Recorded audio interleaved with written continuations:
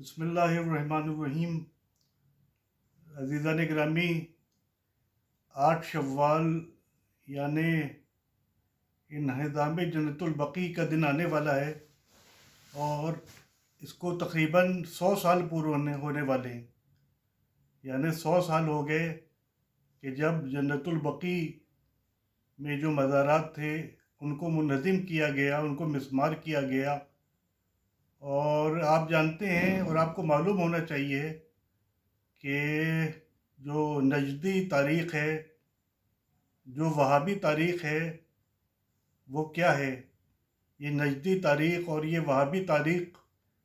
بے گناہوں کے خون میں ڈوبی ہوئی تاریخ ہے۔ یہ نجدی تاریخ یتیموں کی آہوں پر ستکتی ہوئی تاریخ ہے۔ یہ نجدی تاریخ ظلم و زیادتی سے بھری ہوئی تاریخ ہے۔ میں یہاں پر تھوڑی اکیڈمک بات کرنا چاہوں گا، کیونکہ آپ نے جنت البقیع کے بارے میں بہت سنا ہے، لیکن ہم کو جتنا معلوم ہونا چاہیے وہ معلوم نہیں ہے۔ میں نے ایک کتاب لکھی ہے، یہ وہابیت شیعہ سنی علماء کی نظر میں، یہ کتاب ہے، اور اس کو ہندی میں بھی اور اردو میں بھی میں لایا ہوں۔ تو اس میں نے پوری ڈیٹیل لکھی ہے کہ وہابی تاریخ ہے کیا۔ دراصل وہابی تاریخ، جسے وہابی حضرات شیخ الاسلام ابن تیمیہ رحم اللہ کہتے ہیں، ان کے نظریات اور ان کے فتووں پر مبنی تاریخ ہے، کہ جن کی نظر میں بہت سی چیزیں شرک تھیں کہ جن کو عام مسلمان جو ہیں وہ مستحب سمجھتے ہیں۔ مثال کے طور پر پیغمبر اسلام صلی اللہ علیہ وآلہ وسلم کی قبر پر جانا، ان کی زیارت کرنا اور ان کے مزار پر حاضری دینا ہر مسلمان اپنا شرف سمجھتا ہے، اپنے لیے باعث فخر اور اپنی خوش قسمتی سمجھتا ہے۔ لیکن جو ابن تیمیہ صاحب تھے، انہوں نے اس کو بھی بدعت و شرک کہا، اور کہا کہ قبروں پر جانا ہے وہ شرک ہے، اور وہ اسی طریقے کا شرک ہے جیسے بتوں کی پرستش کرنا شرک ہے۔ تو ابن تیمیہ کے عقائد کو اور ان کی آئیڈیالوجی کو اور ان کے نظریات کو بعد میں محمد ابن عبد الوہاب نے آگے بڑھایا۔ یہ محمد ابن عبد الوہاب، اسی کے نام پر جو یہ مسلک ہے، جو فرقہ ہے، وہ وہابی کہا جاتا ہے۔ حالانکہ انٹرسٹنگ بات یہ ہے اور دلچسپ بات یہ ہے کہ محمد ابن عبد الوہاب کے جو والد تھے، جو حنبلی عالم تھے، بہت بڑے حنبلی عالم تھے، انہوں نے خود اپنے بیٹے کو گمراہ اور بھٹکا ہوا قرار دیا، اور ان کے عقائد اور نظریات کے خلاف پوری ایک کتاب لکھی۔ اسی طریقے سے محمد ابن عبد الوہاب کے جو بھائی تھے وہ بھی اہل سنت کے عالم تھے، لیکن انہوں نے اپنے بھائی کی مخالفت میں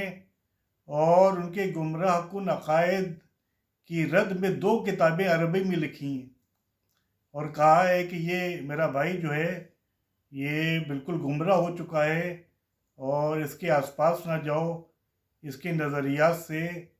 جو ہے تم امپریس نہ ہو، کیونکہ اس کے نظریات جو ہیں وہ بالکل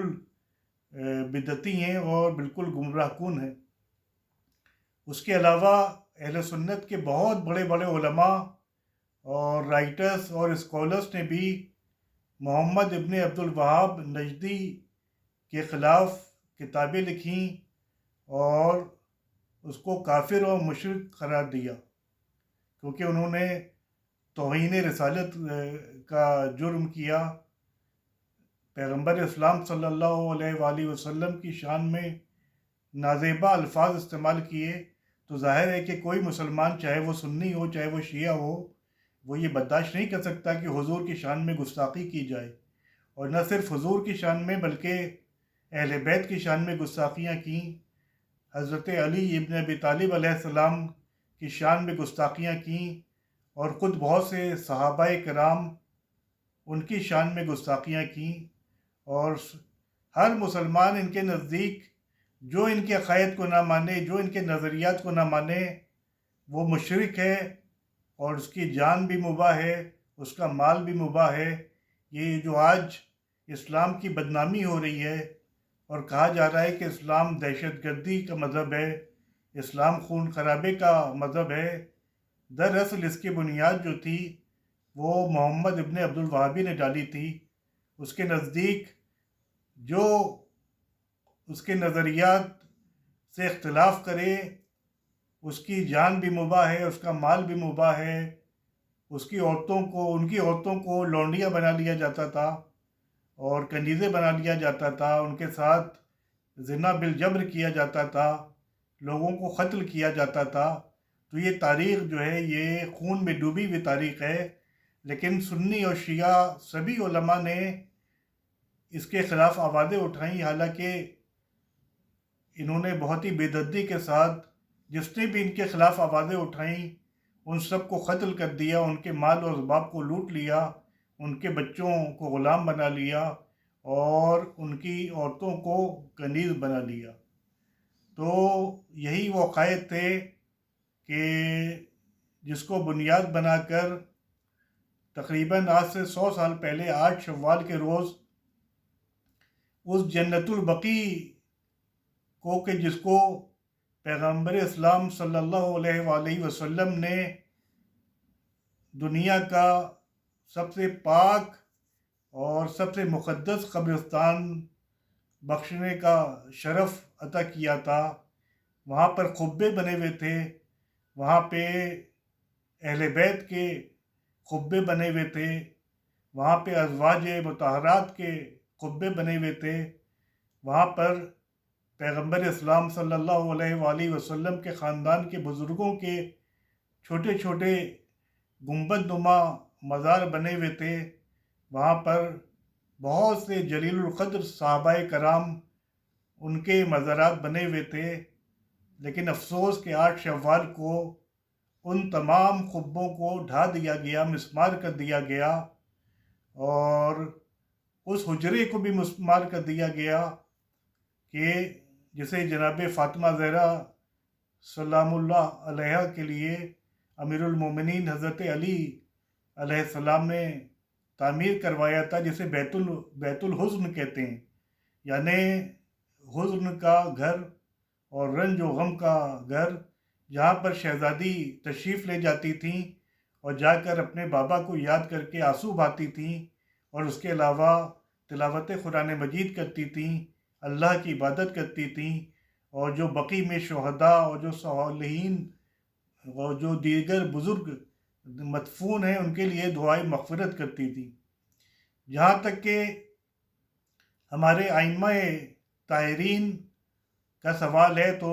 ہمارے دوسرے امام حسن مجتبیٰ علیہ السلام کا قبہ بھی جنت البقیع میں بنا ہوا تھا۔ اسی طریقے سے ہمارے چوتھے امام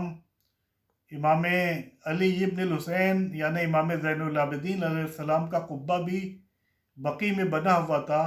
اس کے علاوہ امام محمد باقر علیہ السلام اور امام جعفر صادق علیہ السلام کے چھوٹے چھوٹے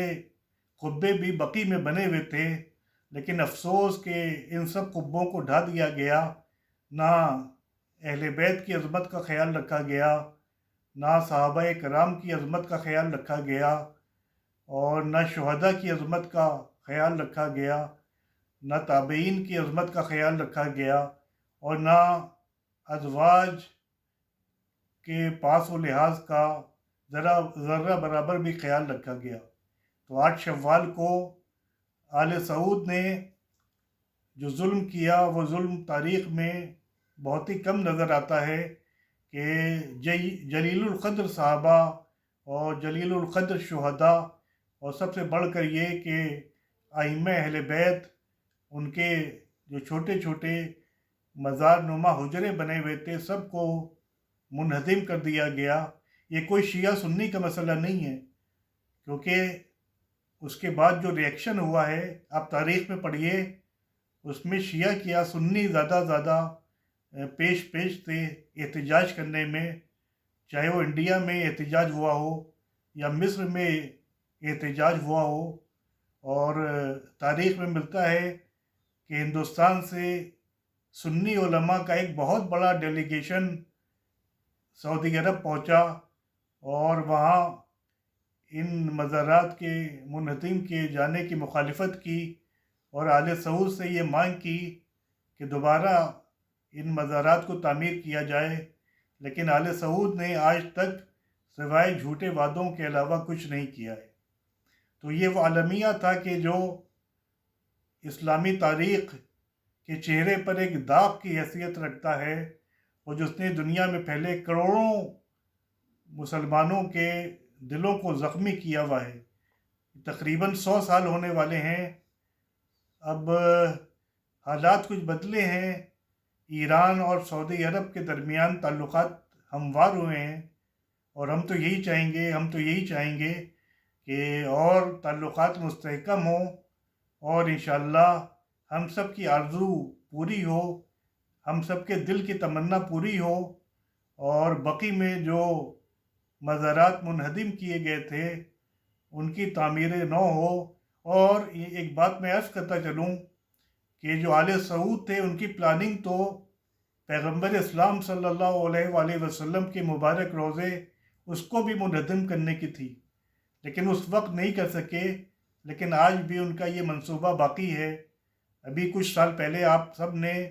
وہاں کے ایک بہت بڑے مفتی کا بیان سنا ہوگا جو یوٹیوب پر موجود ہے، کہ ہمارا بس چلے تو ہم پیغمبر اکرم صلی اللہ علیہ وآلہ وسلم کی روضہ مبارک کو بھی منہدم کر دیں، لیکن کیونکہ اس کے نتیجے میں مسلمانوں میں فتنہ پیدا ہو جائے گا، اس لیے یہ فتنہ ہم کو اس کام سے روکتا ہے۔ تو ان کی نظر میں قبروں پر جانا شرک ہے، ان کی نظر میں وسیلے سے دعا مانگنا شرک ہے، ان کی نظر میں عقیدہ شفاعت پر یقین رکھنا شرک ہے، حالانکہ یہ سب چیزیں تاریخ میں، احادیث میں اور روایتوں سے ثابت ہیں، اور آج سے 200 سال پہلے کو چھوڑیے، ہمیشہ مسلمانوں نے رسول اور ان کی آل کے وسیلے سے دعائیں بھی کیں، اور وہ شفاعت کے عقیدے پر یقین بھی رکھتے تھے، اور وہ جا کر قبور کی زیارت بھی کرتے تھے۔ خود پیغمبر اسلام صلی اللہ علیہ وآلہ وسلم بقی میں جایا کرتے تھے، اور جا کر وہاں جو مدفون ہیں شہداء اور جو اور لوگ جلیل القدر ہستیاں مدفون ہیں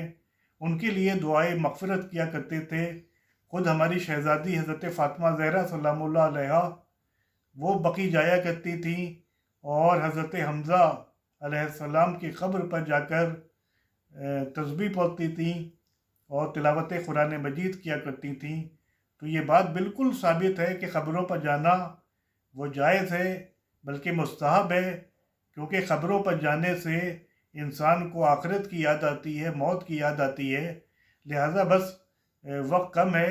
ہم اللہ کی بارگاہ میں دعا کرتے ہیں کہ انشاءاللہ جلد سے جلد وہاں جو روضے منہدم کیے گئے تھے، جو قبے منہدم کیے گئے تھے، جو حجرات منہدم کیے گئے تھے، ان کی دوبارہ تعمیر نو ہو، اور دنیا بھر کے مسلمان جب حج کرنے کے لیے جائیں وہاں پر، جب عمرہ کرنے کے لیے جائیں، تو وہ حج کرنے کے بعد اپنے نبی حضرت محمد مصطفیٰ صلی اللہ علیہ وآلہ وسلم اور